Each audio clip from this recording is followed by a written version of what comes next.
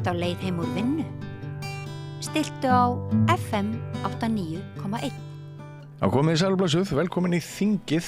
Það mæltist ágætlega fyrir viku þegar ég tók nokkuð ítarlegt viðtal við Loga Einarsson, þingflokksformann Samfylkingarinnar. Og ég er að hugsa að halda bara áfram núna að ræða við fleiri þingflokksformenn. Í dag, Hanna Katrín Friðriksson, já, Viðreisn, velkomin. Takk fyrir kærlega. Sko, þú gengur ekki alveg heil til skógar. Þú ert með brjóskloss og þú hefur ekki verið inn á þingi núna síðustu daga. Bara hvernig heilsan sem að byrja bara á því? Þetta að skrifa saman. Já. Gengur ekki alveg nógu hratt finnst mér en Nei. Ég svo sem óþolumóð manneskja eðlisfæri. Þannig að svíður bókstaflega að vera haltrandi og bundin innandyra í þessu dásamlega haustveðri sem við fengjum að njóta. Talan ekki eftir þetta sumar. En þetta alltaf ganga. Ég er með væntingar að geta mætt í atið í næstu viku. Já.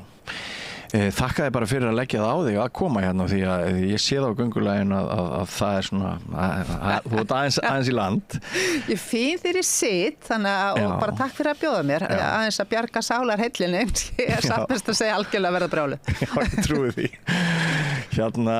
Sko, þú ert þá bara eins og ég. Við fylgjumst núna með þarna úr fjarska. Við erum ekki inn á Alþingi. Nei, ég finn ekki hjartsláttinn og titringin sem að ég gerir fastlega ráð fyrir og heyri að sé svona svolítið viðvanandi að hafi verið þessar fyrstu vikur. Já, sko það eru eiginlega læti í gangi og þetta jasanmál er augljóslega ekki uppgert.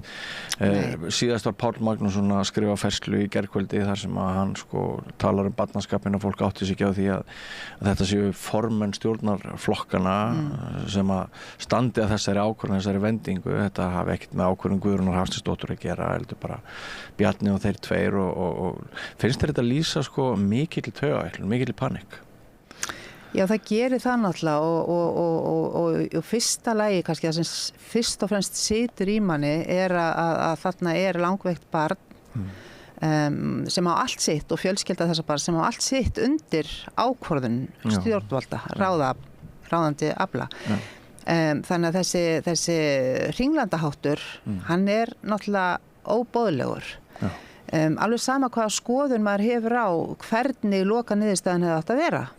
En það er auðvitað ánægilegt sjálfu sér hvernig þetta endaði. Við getum vonandi aðstoða þau þó svo að það er líka áhugavert í þessu máli að móttökulandi hitt var Spánn en þar sem að þessi tegund fötlunar sem Jason hefur er haldin á að vera geta meðhöndluð vel. Þannig að það flækir máli svolítið líka hvernig aðstæður eru þar. En þetta er ein hlið sögunar og auðvitað svo sem svíður. Þetta er hinn mannlegi þáttur. Svo er það stjórnsýslan. Sem að auðvitað skiptir mjög miklu máli og ég er nú ekki búin að lesa þessa færslu minns gamla kollega á þinginu en ég tek alveg undir það að auðvitað er það held ég réttu lestur, þetta eru formennirnir sem endanum ákveða þetta og það er svolítið áhugavert að sjá svona hvernig óróleikaöflin innan þessara ríkisstjórnar hafa hliðrast til við forsætisráðherraskiptin. En þess að eðli málsins vegna, svolítið eins og fyrirliði í íþróttaliði, þá er það forsætisráðherrann sem að heldur saman ríkisstjórn. Hann miðla málum og endanum svo sem sker úr ákveðna þætti. Að teknu tilliti til alls þess sem að borið er á borð fyrir hann.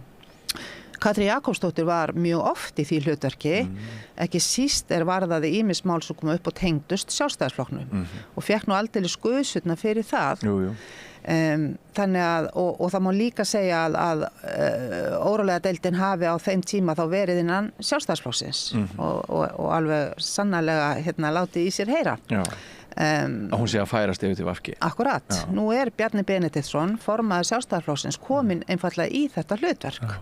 Þurfa að hlusta ólík sjónarmið, taka á erfiðum málum sem koma upp og reyna að miðla þeim, koma síðan með Salómonsdóm og reyna að sigla þannig milli skess og báru til þess að halda þessu ríkisstjórnarsamstarfi, þessu höktandi ríkisstjórnarsamstarfi áfram sinn. Spurningin bara hversu lengi annars vegar hann vill það og hversu lengi hann getur það. En þetta sem ég að segja, það hefur breyst svolítið og mér finnst ákveðin mál hafa komið upp undanfarið. Þetta sem að sýnir að svona hafa hlutirnir breyst og birtingamyndin síðan á endanum svo að áfram höldu við áfram staðan svo að þessi innbyrðis átök ríkisstjórnarflokkana eru birtingamynd stjórnmála í landinu en ekki það að það sé samstillt átak að létta heimilum og fyrirtækjum landsins róðurinn. Annars vegar í því erfiða efnahagsástandi sem ríkir og hins vegar í þeim miklu samfélagsbreytingum sem við erum að horfa upp á. Þannig að það það sem gerir þetta svo sorglegt. Samfélagið mallar í einhverju lága drifi. Við erum ekki að fá það út úr okkur og samfélaginu sem þyrfti að vera meðal annars vegna sundurlyndis ríkisstjórnarinnar og þetta sko enginn trúir því í rauninni í dag sem ég hitti að það hafi verið þjóðinni nauðsynlegt að þetta þriggja flokka ríkisstjórnar samstarf að það þyrfti að framlengjast þannig að það endi annarkvort í vor eða næsta haust. Það er bara staðan við einhvern veginn trúverðuleiki þessara ríkisstjórnar mjög veikur. Erindi þessara ríkisstjórnar mjög veikt. Já, ég meina og mér finnst eiginlega fyrst og fremst að vera að erindið orðið svo veikt vegna þess að sko, við tala kannski í stjórnunarfræðunum, þar sem bakgrunnum minn kannski liggur í viðskiptum, að það eitt stefnumótun og hitt síðan innleiðingsstefnu. Og flestir fræðingar eru á því máli að það innleiðingin sem skiptir máli. Og við erum með ríkisstjórn sem getur ekki unnið samstillt að því að ýta einhverjum málum úr vör. Það eru einstakar ráðherrar með einhver mál sem þeir kynna og síðan eru einhver hrossakaup innan ríkisstjórnar sem ráðaði hvað verður ofan á en ekki þannig að þau sameinist einhver mál og ýti því áfram af því þau eru sammála að það sé best fyrir þjóðina, það sé best fyrir heimili landsins, það sé best fyrir atvinnulífið og fái síðan aðra með sér. Þú veist, þetta alltaf einhvern veginn sá sem frekastur og sterkastur í einhverju ríkisstjórnarsamstarfi, kemur sínum málum áfram og svo einhver annars þegar þessna gengur á skjön. En verst þykir mér núna þegar staðan bara þannig að það eru bara fjölmörg heimili og fyrirtæki einhvern veginn að bara reyna einhvern veginn að lifa frá mánuði til mánuðar. Og þetta farið að ganga mjög illa og það orðið svona, ég segi nú alls ekki vonleysi, ég ætla sannarlega ekki að ganga svo lágt en það orðið þreyta, sko segja það orðið gríðarlega þreyta og þá þá svo vont að mesta þreytan sé þeim sem að leiða. Það bara svo vont, það svo vont skilaboð og það svo vont að þetta sé sterkasta birtingamyndin í pólitíkinni. Raunverulega Mín einhvern veginn draumsýn að stjórnmálamenn og stjórnmál sjáist sem minnst. Þeirra verkefni að láta hlutina ganga. Svo stíga þau auðvitað fram með einhver skilaboð þegar þarf, en þetta bara, hlutirnir eiga bara ganga, eins og velsmurt kerfi, það óskastaðan. En ekki þannig að einhvern veginn, þú veist, þetta bara orðið svo dreflega leiðinlegt. Já, mér dettur ég hug sko eitt hlutverk stjórnvalda á hamfara tímum. Það eru sko ákveðnar efnahagslegar hamfarir hjá bara mörgum einstaklingum og fjölskyldum út af vaxtastig Seðlabankans og því hvernig eignir brenna upp og í þessum brjálæðislegu vöxtum og sko eitt hlutverk stjórnmálamanna gæti verið að taka utan sína þjóð. Hughreysta hana, biðjast afsökunar á því að ástandi sé eins og það tala fólk út úr vandanum, segja við vonumst til þess að þessu linni en það mikilvæga hlutverk góðra stjórnmálamanna við höfum ekki séð mikið til þess núna undanfarið. Nei, og ég ætla ekki að sko ég velkist ekki neinu vafa það að þeir stjórnmálamanna sem við nú erum starfandi þeir vilja vel. Það vilja allir að Íslands samfélag gangi vel. Ég held við höfum flest öll sömu sýnin á það við okkur greinir á markmiðir okkur greinir á leiðirnar að því markmiði, stundum það mikill ágreiningur. Okkur greinir á það hvort áherslan eigi að vera eingöngu á hluti til skemmri tíma eða til lengri tíma eins og og síðan það sem við í Viðreisn trúum á það sé hægt að gera hvoru tveggja. Ég sakna þeirrar sýnar í pólitík að þú getur verið að kljást við áskoranir samtímas og sama tíma og segir svo ætlum við að fara þangað til lengri tíma. En það einhvern veginn þannig að orkan fer bara einhvern veginn í þessi innbyrðis átök og kýtingar og það er það sem að við erum endalaust að sjá boðið upp á þetta í fjölmiðlum inn á þingið og nú veit ég þetta við erum að takast á það er ekki það sem ég meina, ég er ekki að tala um hugmyndafræðilega ágreining, hann meira segja fellir í skuggan fyrir þessum innbyrðis átökum og ég er alveg sammálaður í því að það er ekki nokkur maður sem trúi því og ég held að það sé nái inn í raði stjórnarflokkana að þetta stjórnarsamstarf sem áframhaldandi stjórnarsamstarf eftir kosningarnar 21 hafi verið annað en vilji forystu manna flokkana til þess að sitja áfram í stólunum. Og til þess að svo mætti vera þá var meira að segja ákveðnum verkefnum sem verið hafði ágreiningur á fyrra kjörtímabili bara hent eins og miðhálendisþjóðgarði eða sameiningu sveitarfélaga eða hvað nú er sko. Þannig að menn tóku bara stóru málun út af þau mál og heldur svo áfram að láta hlutina malla og vonuðu það besta og það var bara ekki, mönnum varði ekki á ósk sinni bara. En þú segir eflaust réttilega að fólk vilji allt þið besta í stjórnmálum, burtséð frá því hvaða flokki það er. En þið hafi nú samt reynt að aðgreina ykkur og eruð með því náttúrulega að deila á suma valdaflokka hér á landi með því að leggja áherslu á það að þið hafið almannahagsmuni að leiðarljósi og þá það að segja að aðrir flokkar hafi haft of mikið af sérhagsmunum að leiðarljósi.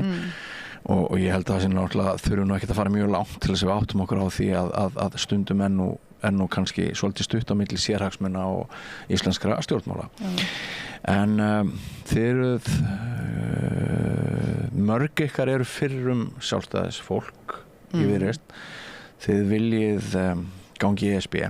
Þið eruð sá armur að hluta sem vill Evrópusamstarf og á sama tíma og það er svona eitt af hryggjarstykkjunum í ykkur sú stefna þá sáuð þarna systurflokkin ef maður getur sagt sem svo í þessari ástöðu pakka svolítið því stefnumáli niður þá er ég að tala um Kristrúnu Frostadóttur Samfylkinguna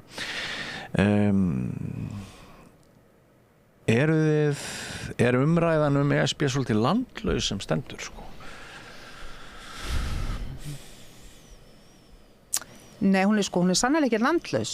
Hún á heimili hjá okkur í Viðreisn og hjá ákveðnum hreyfing. Evrópuhreyfingin er mjög öflug samtök, nokkura ára gömul, þar sem fólk er sannarlega ekki bara úr Viðreisn, heldur úr öllu litrófi stjórnmálana, myndi ég segja, og síðan auðvitað bara alls konar fólk sem að ekki tengi sér einu stjórnmálaflokki, sem náttúrulega hryggjarstykki ekki í íslensku samfélagi, gleymist stundum, En já, við erum eini flokkurinn sem talar mjög ákveðið fyrir því að íslensk þjóð á að fá að greiða atkvæði það hvort að haldi skuli áfram vera inngöngu í Evrópusambandið og síðan að þeim loknum þegar fyrir liggur niðurstaða sé að það sé bara farið í þetta ferli og það tengist því sem ég var að nefna áðan að stjórnmálamenn þurfa að hafa sín bæði til lengri og skemmri tíma. Þetta er lengri tíma sín okkar að almannahagsmunum að hagsmunum heimila landsins og atvinnulífsins er best borgið með því að taka upp annan gjaldmiðil sem veldur ekki þessum gríðarlegu sveiflum og ganga til liðs við nágranna okkar og vini í Evrópu. Og svo trú mín hefur styrst frekar en annað í að fá óralega tíma sem við lifum. Þetta snýst ekki bara pjúra hagfræði. En við vitum líka að þetta tekur ákveðin tíma. Við gerum reyndar, tökum nú ekki undir það að þetta sé einhverjar áratugir sem einhver áhrif af slíku jákvæða áhrif myndu koma vegna sem leið á ákvörðunin tekin, þá fer efnahagsstjórnin að taka mark af því. En ég held svo að það einn af göllunum svolítið við stjórnmálin að hvað okkur vex í augum þessi framtíð, en þetta söngurinn Viðreisn rífilega 8 ára gamall flokkur, stjórnmálflokkur, þó svo kallaður hugmyndafræðilegur bakgrunni sé nokkrum árum eldri. En þegar við komum fram á sjónarsviði í kosningunum 2016 og síðan aftur í kosningunum 2017 og aftur í kosningunum 2021, þá var hlegið á okkur í kappræðum, í kosningabaráttunni fyrir það að vera alltaf með augun á þessari framtíð. Þú veist, það þótti bara fyndið. Hvað að ykkur? Við erum í núinu, Framtíðin sem var 2016 hinn harði veruleiki sem fyrirtæki og heimilin landsins kljást við í dag. Þú veist, þetta ekki lengri í burtu. Nei. En enga síður, þá Viðreisn, við höfum bara talað fyrir því að við þurfum ákveðnar lagfæringar í dag. Það þarf að auðvitað horfa á heimilin í dag og til lengri tíma. Við vorum líka í framtíðinni þegar við tölum það í fjárlagaumræðinu 2018 og 2019 að ríkið þyrfti að sýna aðhald, hugsa til mögru árana því það var mikill uppgangur. Við studdum COVID-aðgerðir, það að segja ríkisstjórnarinnar með því að veita fjárhagslega aðstoð til heimila, til fyrirtækja, til að halda hjólunum gangandi. Við vörum við því að þau drógu ekkert saman seglin eins og nágrannar þjóðir okkar í Evrópu þegar COVID-tímanum lauk, heldur veittu fjármagninu að miklu leyti til lánsfjármagni ríkissjóðs í ýmislegt annað. Verðbólgu hvetjandi þá. Akkurat. Þannig að það heldur ekki sanngjarnt að segja að við séum bara að líta til framtíðar. Við erum sannarlega því. En þetta það sem við höfum verið að tala stanslaust. Við styðjum allar aðgerðir núna til að aðstoða heiminn í núinu við þessa erfiðu aðstæður. Hvort sem það eru vaxtabætur eða aðrar barnabætur eða annað, að bæti í það. Þannig að fyrirtækið það verður að létta heimilunum róðurinn. Við erum á móti því að ríkisstjórnin ætlar að láta þetta úrræði sem þýðir skattfrjáls úttekt séreignarsparnaðar inn á höfuðstól húsnæðislána renna út áramótin. Það ekki tímabært. Heimilin eru ennþá að bara reyna að halda höfðinu fyrir ofan yfirborðið. Og ég bara vona að þetta hafi verið, ég trú ekki þegar ég heyri fjármálaráðherra að tala að þetta nýtist best sterk efniðu eignafólki. Þakið á þessu úrræði. Það nú líka bara í þínu DNA að það sé háverðbólga. Nei, nákvæmlega. En bara svo því sem til að haga haldið að þakið á þessu úrræði með skattfrelsið, það í einhverjum tæpum 700.000 króna tekjum fyrir einstakling, sem töluvert undir meðaltekjum. Þetta eru nú sterkefnið einstaklingarnir. Þannig að þetta ekki, og talandi um DNA,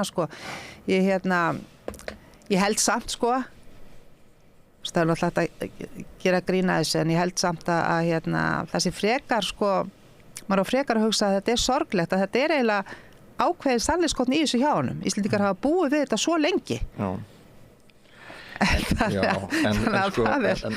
að sorglega við þetta. Ég upplifði samt að þetta væri svolítið skortur og það sem maður geti sagt bara tilfinningagreind, að bara öll þau heimili sem eru blóðug núna, bara blóðið rennur niður veggina út af þau heimili sem skulda, bara barnafjölskyldur sem skulda og héldu að þau getu eignast húsnæði sem eitthvað sem engu ungu fólki dettur í hug í dag núna að þau getu eignast. Það engin leið fyrir ungt fólk að sjá fyrir sér húsnæði á höfuðborgarsvæðinu nema að þau eigi sterkríka foreldra.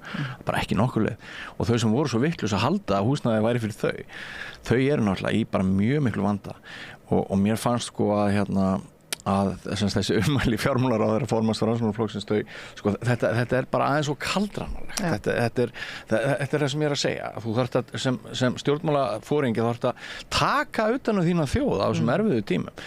Við upplifum þetta endurtekið núna af því að stjórnmálaelítan hefur það bara sjálf helviti gott.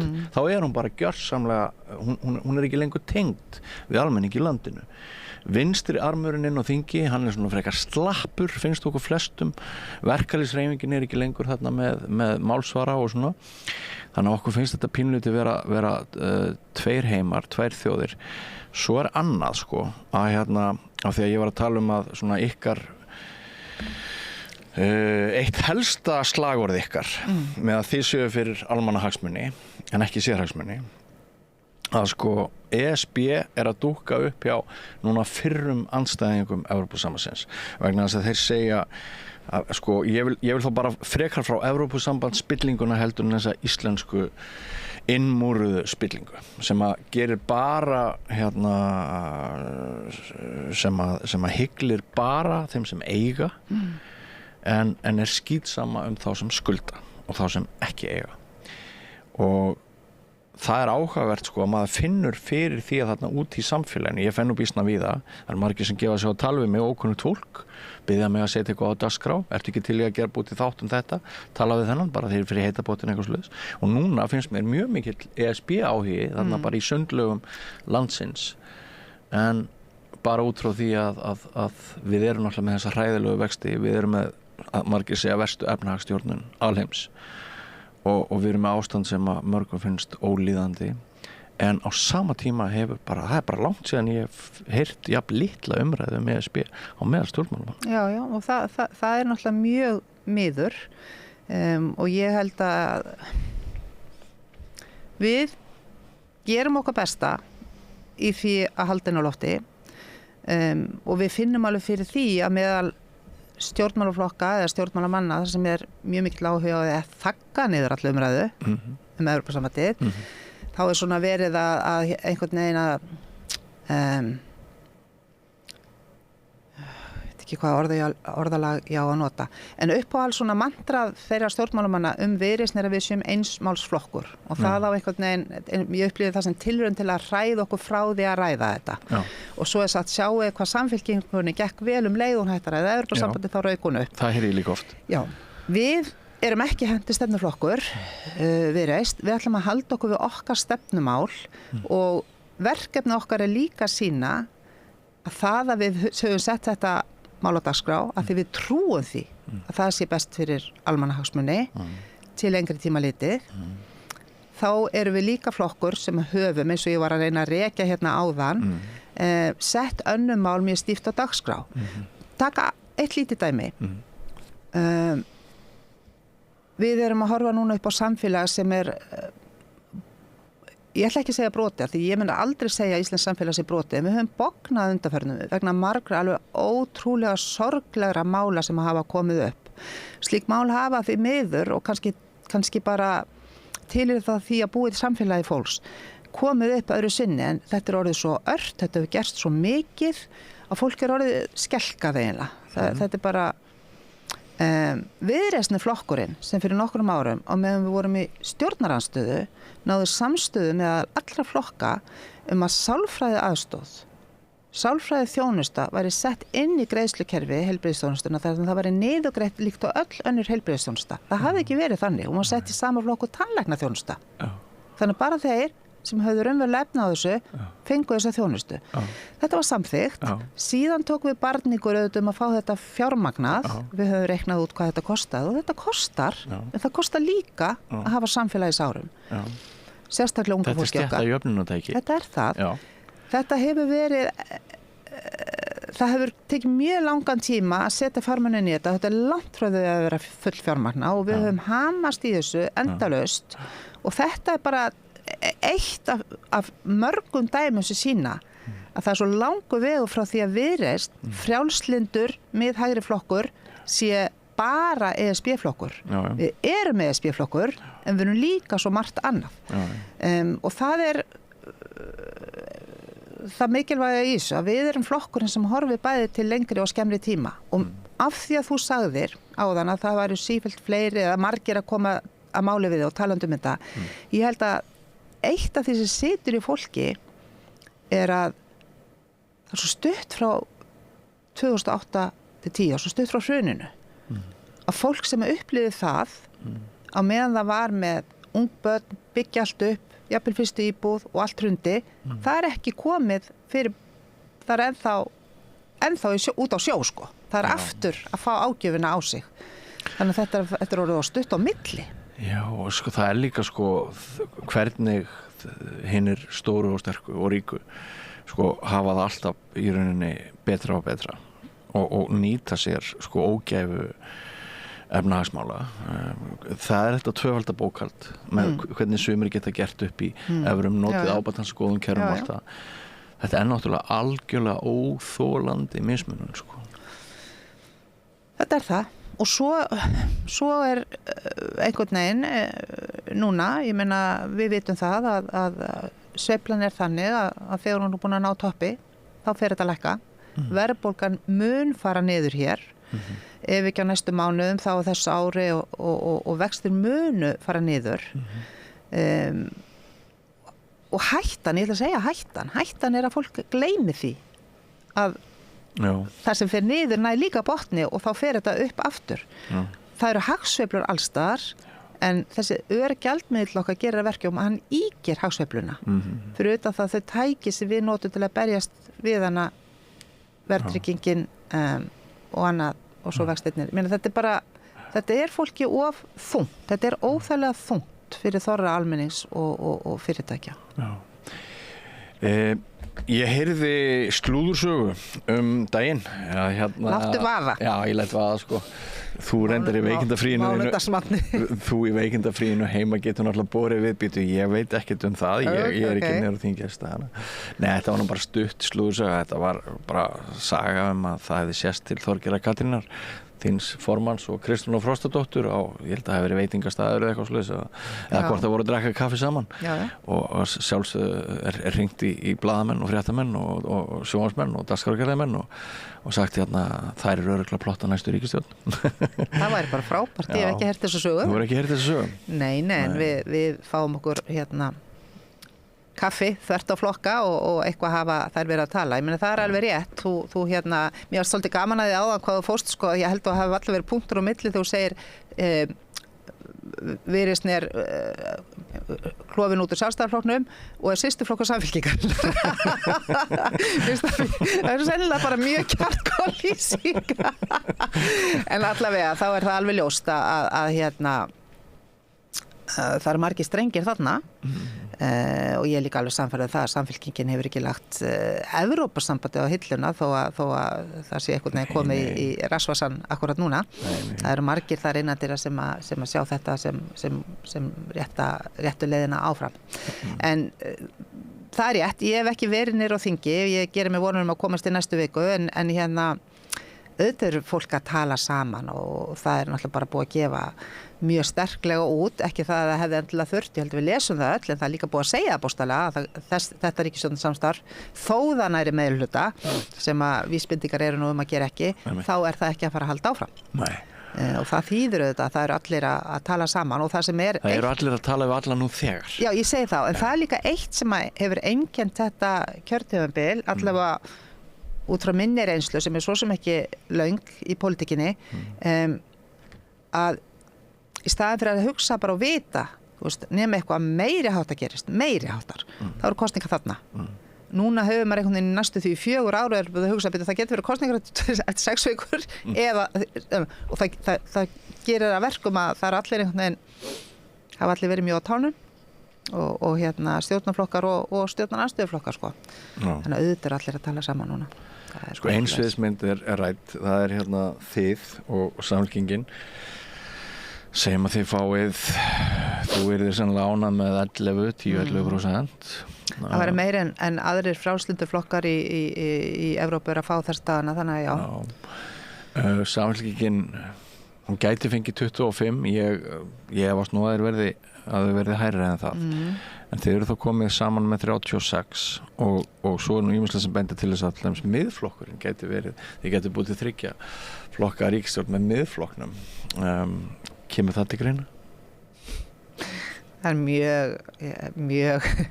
mjög sérstök samsetning en ég held að ég veit þetta hljómar þessi að ganga óbundin til kosninga en það þýðir auðvitað bara það sem það þýðir. Maður þarf að sjá að því þessar tölu sem þú nefnir það eru líka endurspegluð þetta bara vilja kjósenda og síðan sko ég held að ég geti fullyrt að svo lengi sem ég hef eitthvað með að segja þá myndi þetta allavega vera þannig að stjórnarsáttmáli þeirra ríkisstjórnar sem Viðreisn mun eiga aðild að mun vera skýr.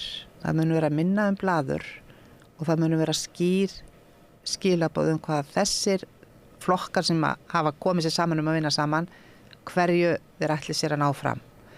Og síðan myndi hver flokkur að minnstakosti Viðreisn fara í sitt bakland og útskýra við náðum þess og þessu og við töldum það mikilvægara að þó við þurftum, skilur þú veist, bara þar maður sé heiðalegu við kjósendur en fel ekki einhverju tugblasina plaggi einhverju hluti.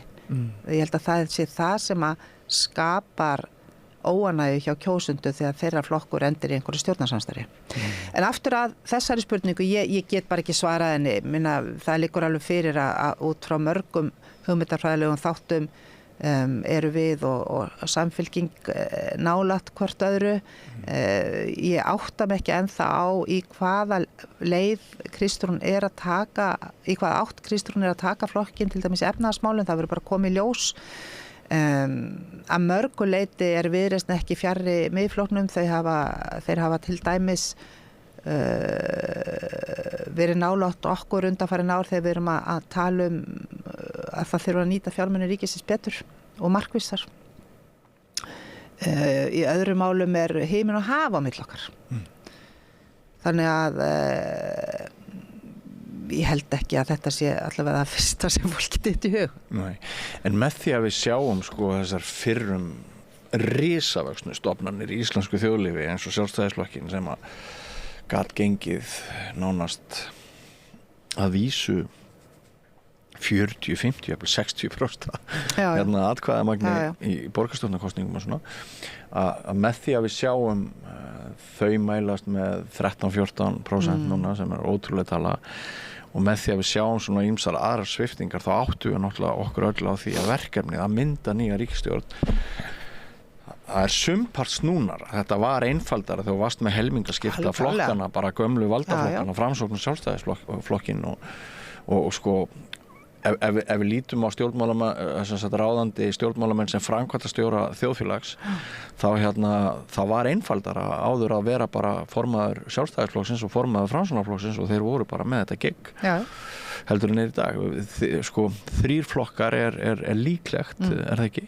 Sýnist þér það ekki? Jú, 3-4 sko. Og 4 vel mögulegt. Já.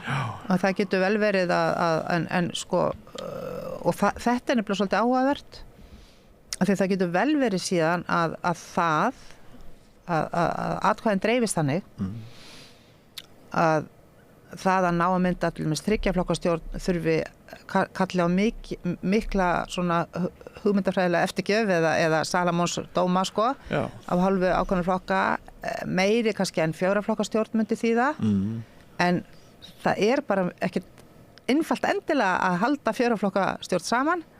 Það er flóknara sko. Þannig að þetta getur nefnilega orðið ansi áhugavert. Ég held að ég vona það að áherslur flokkana verði á efnahagsmálin að þau verði ofan að það verði að koma ykkur á lausnir. Núverandi ríkisstjórn er ráðþrotaðar, þau eru bara að bíða eftir að það sem er á leiðinu upp fari að fara niður. Það er bara bið. Þannig að við þurfum að koma okkur út á því. En það er alveg rétt, þetta verður mjög áhugavert. Ég held reyndar að skoðanakannanir núna eru svona að einhverju leyti til ámenning til ákveðna flokkum að það sé óánægja með þá, en það er ekki víst að það skilir sig síðan í kjörkassanum, þannig að þetta gæti alveg jafnast einhvern veginn út, sko. Svo er þannig líka eitt sem við búum við og það er þetta óþolandi misvægi atkvæða. Það er líka það, ég meina flokkar sem eru sterkari á þéttbýlissvæðunum, þeirra kjósendur er ekki með verðmæt atkvæði í núverandi kosningalöggjöf. Nei. Og marg búið að gera athugasemdir við þetta. Já, heldur betur. Já. Heldur betur. Það hefur bara þannig háttað til að það hafi yfirleitt verið flokkar sem hagnast að þessi kerfi sem hafi verið við stjórnvölinn. Jú, það er nú þannig. En sko þú ert þingflokksformaður og Logi var hérna hjá mér fyrir viku og ég ætla alltaf að varum að ræða ykkur þingflokksformennina. Í hverju svona, ef þú útskýrir það nú bara fyrir okkur, hvert er þitt helsta verkefni? Hvað gera þingflokksformenn sem aðrir gera ekki? Þingflokksformin hinn formlega, sjáum hinn formlegu samskipti á milli þingflokka inn á þingi.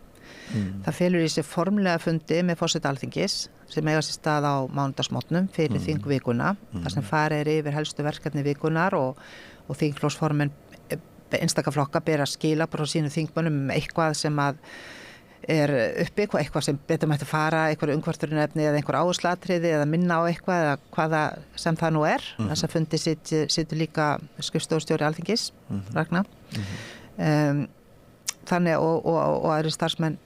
Þannig að það hinn formlega hlið, þessi samskipti og þau eru mest náttúrulega í upphafi þingvetrar og síðan fyrir lokin, fyrir jólahlé og svo fyrir sumarhlé. Þá bókstaflega verið að semja þinglok og fara yfir þau mál sem eftir að afgreiða og þingflokksformenn stjórnarflokkana koma með einhvern lista og við ræðum saman og þetta svona þetta reyndar alveg heilmikil vinna. Maður er miklar tarnir þingflokksformanna á þessum tímum. Síðan eru auðvitað þingflokksformenn líka halda utan eigin þingflokk, skipa þingmönnum í samræði við formenn niður í nefndir, fastanefndir þingsins og halda svona utan verkefni. Fara allt niður í það að skipuleggja hverjir fara upp í hvaða ræður í hvaða málaflokkum og svo framvegis. Við njótuðu þess í Viðreisn að vera með sterkan hóp, þannig að ég hef nú ekki þurft að beinlinnast að hlutast mikið til það. Við erum treystum okkur í hvað sem en þetta er svolítið verkefnin, þannig að þetta getur tekið býsna mikil tíma og ég hef verið þingflokksformaður frá því ég kemur á þing, sat með fyrsta fund og hafði ekki hugmyndum í hverju verkefni snerist en svo sem vanur stjórnandi á atvinnulífinu, en ég fekk gott ráð frá vinkonu minni sem þá var farin af þingi og hafði verið þingflokksformaður sem sagði umfram allt mátti ekki gleyma að vera sjálf þingmaður. Það mátti ekki vera svo upptekinn að við annars vegar að halda öllu gangandi á milli þingflokkana svo þingið, þetta virki þingstörfin og síðan hins vegar að halda öllu gangandi inn í þínum eigin þingflokki að þú gleymir að þú ert þarna líka og ég verði alveg að viðurkenna það hafa alveg komið stundir sem ég hef gleymt því. En þá dúkkar þessi varúðarorð alltaf upp í frá Röggur Ríkars upp í huganum. Ekki gleymast þér. Heyrðu Hanna Katrín, það búið að vera gaman að spjalla við þig en svona rétt í lokin, eru þið öll með pólitíska ferðatösku bara í forstofunni núna í þeim skilningi að líður þér eins og að þessi stjórn gæti bara liða eftir sundur hvenær sem Þú varst að segja áðan að nú þegar væri í rauninni allir farinir að tala við alla. Já, akkurat. Ég held, og ég get ekki svarað þessu öðruvísi, en ég held að sé fullu vilji hjá formönnum flokkana 3 að klára veturinn. Og ég merki það er alls konar ástæðu fyrir því. Það náttúrulega þannig að flokkarnir standa allir illa í skoðanakönnunum. Ef einn var á leiðinu upp þá væri kannski staðan öðruvísi en ég held líka, ég vona að við séum að horfa fram á einhverja slökun í vöxtum ef ekki við næstu vaxta ákvörðun þá það næstu. Það er allt að kólna, það er mikið og svona vaxta ákvarðanir koma fram það seint að ég sé ekki annað inn í myndinni að maður horfir á hagtölurnar og þá vonandi eru þau hjól farin að snúast og auðvitað vill ríkisstjórnin sitja það lengi að hún getur sagt við erum búin að rætta þessu fyrir kosningar. En svo geta þetta komið upp mál, ég held, það er það sem ég held. Síðan hitt, að flesta ríkisstjórnir springa á einhverju ófyrirsjöðu. Og það getur bara mjög auðveldlega gerst. Þannig að, þetta er svolítið góð líking. Þið fara ekki heim og pakki bara. En okkur líður svolítið eins og það hafi legið nálægt í Jassan-málinu, nema það hafi bara verið aðvörun. En mér líður eins og maður búin að vera lengi í þessum bransa 4 áratugir síðan ég byrjaði að fjalla eitthvað pólitík. Mér líður eins og það sé eitthvað ósagt í þessu máli. Mannúðin var stórkostleg og frábært og gott að það var hægt að bjarga lífi þessa drengs, en það er ekki bara manngæska, það er einhver pólitík þarna bakvið og mögulega var verið að senda bara einhver skilaboð en ekki einfalt að sjá það fyrir sér að vinstri grænir myndu njóta þess helst að láta sprengja á einhverju svona prinsipmáli umfram hina flokkana. Já, í aðra röndir er alveg hægt að segja það En svo hins vegar þetta benda á reynsluna hjá Bjartri framtíð að því þegar upp í staðið þá vill flest fólk og við mögulega sem lifum og hræðumst í pólitík, hvort sem það beinlínis sem kjörum fulltrúi eða fjölmiðlamaður sem hefur hræst í þessum bransa lengi og að við kannski ofmetum hversu involverað fólk almennt í pólitík. Ég held nefnilega að sé ekki eins og við höldum. Það vill bara láta hlutina virka. Já, ég veit. En svo náttúrulega höfum við ekki í langa tíma verið með slaka ríkisstjórn, þannig að það kemur inn í myndina líka, sko. Þú veist, það allt upp í loft, sko. Já. Þannig að en ég held kannski, ég tek undir þetta með þér að það liggur eitthvað í loftinu. Já. Og þetta ekkert sem maður að búa til, við erum með mælingar sem sýna það traustið á þessari ríkisstjórn er afskaplega lítið. Já. Og stemningin engin og það eru margar vikur sín í hitti einhvern mann, hvort sem það framsóknarmaður, sjálfstæðismaður eða vafkimaður sem bara ánægður með ríkisstjórnina. Ég ég held að þurfum að fara einhverja ára aftur í tíma. Þetta rosalega vont, af því það líka þannig og auðvitað heyrir fólk sem í framlínunni, auðvitað heyraði þetta bara aðeins stanslaust, ég þekki það sjálf, þú veist, það engin friður, sko, þannig og þá verða menn bara með allan heiminn á herðunum og þetta eru fólki sem á að vera lyfta upp, sko, og leiða fólki áfram á mjög erfiðum tímum og það sem, eins og við vorum að tala um í upphafi, sko, þetta bara svo vond ásýnd á ríkisstjórninni. Svo vond ásýnd, sko. Þannig, en það hellingur framundan og ég meina það eru mál og mér langar líka að vera bjartsýn og ég vona að við náum samstöðu í þinginu einhver framfara mál og þú veist, það samgönguáætlun sem eru óunnin frá því að þau réð ekki við það í haust og það bara samgöngu úrbætur víða land sem bíða og fólk eru í uppnámi því það náttúrulega ekki hægt að byrja útboð fyrir að þetta klárað. Nei. Þannig að vonandi kláruðu það hratt og öruglega og það er orkumálin og guð með góðu biðlistarnir í heilbrigðis- og velferðarmálum við verðum að fara... Menntamálin. Það vantar ekki verkefni. Það vantar ekki verkefni. Það nákvæmlega málið.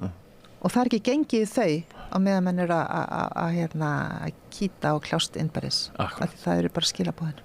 Heyrðu, við höfum það loka orðin, Hanna Kristín Friðriksson. Kæra þakkir, þingflokksformaður Viðreisnar og þingmaður. Takk fyrir að koma til okkar. Takk fyrir að bjóða mig. Hér í þingið og ég haldi þessu bara áfram. Einhver svona riflildi 3-4 þingmanna sem að minnir stundum á morfískeppni. Ég ekkert vissum að náist endilega meira út úr því heldur en því að vera svona maður og mann, en við sjáumst aftur í þinginu eftir viku. Samstöðin í eigu hlustenda, áhorfenda og lesenda.